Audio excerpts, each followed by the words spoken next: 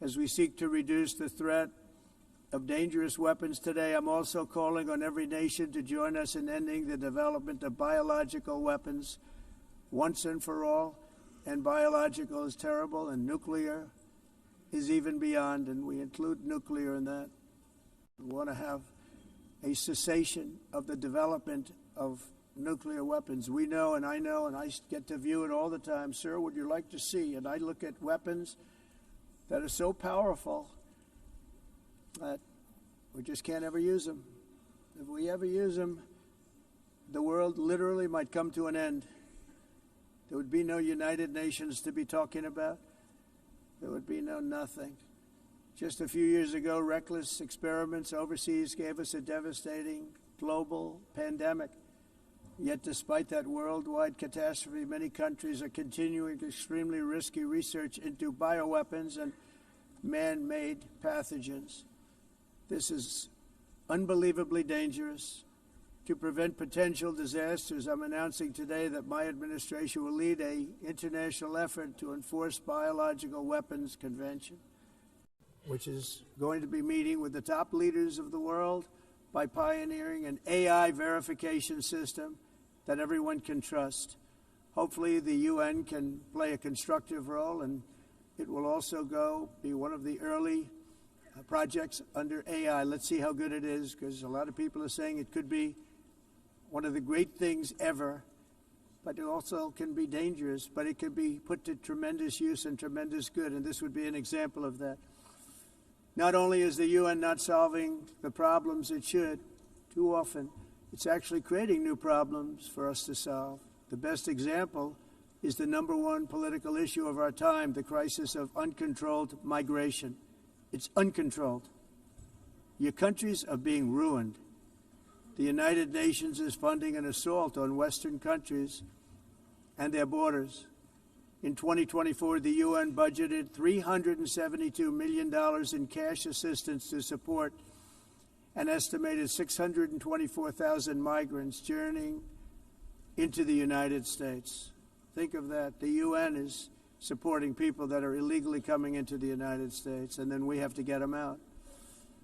The UN also provided food, shelter, transportation, and debit cards to illegal aliens. Can you believe that? On the way to infiltrate our southern border. Millions of people came through that southern border. Just a year ago, millions and millions of people were pouring in, 25 million altogether over the 4 years of the incompetent Biden administration. And now we have it stopped, totally stopped.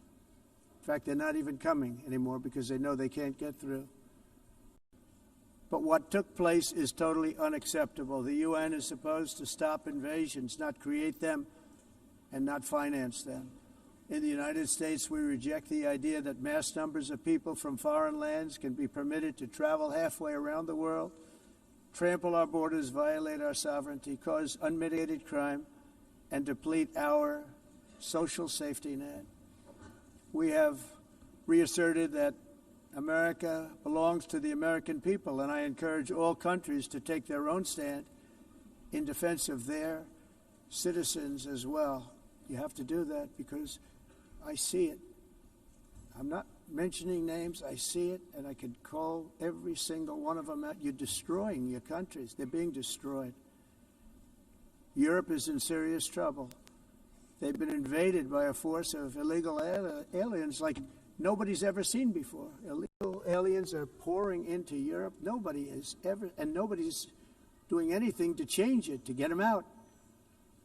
It's not sustainable. And because they choose to be politically correct, they're doing just absolutely nothing about it. And I have to say, I look at London, where you have a terrible mayor, terrible mayor, and it's been so changed. Now they want to go to Sharia law, but you're in a different country. You can't do that. Both the immigration and their suicidal energy ideas will be the death of Western Europe if something is not done immediately. This cannot be sustained. What makes the world so beautiful is that each country is unique. But to stay this way, every sovereign nation must have the right to control their own borders. You have the right to control your borders, as we do now, and to limit the sheer numbers of migrants entering their countries and paid for by the people of that nation that were there and that built that particular nation at the time. They put their blood, sweat, tears, money into that country, and now they're being ruined. Proud nations must be allowed to protect their communities and prevent their societies from being overwhelmed by people they have never seen before, with different customs, religions, with different everything. Where migrants have violated laws, lodged false asylum claims, or claimed refugee status for illegitimate reasons, they should, in many cases, be immediately sent home. And while we will always have a big heart for places and people that are struggling and truly compassionate, answers will be given. We have to solve the problem, and we have to solve it in their countries, not create new problems in our countries. And we are very helpful to a lot of countries that are just not able to send their people anymore. They used to send them to us in caravans of 25,000, 30,000 people each. These massive caravans of people pouring into our country, totally unchecked and unvetted. But not anymore. According to the Council of Europe in 2024, almost 50% of inmates in German prisons were foreign nationals or migrants. In Austria, the number was 53% of the people in prisons were from places that weren't from where they are now.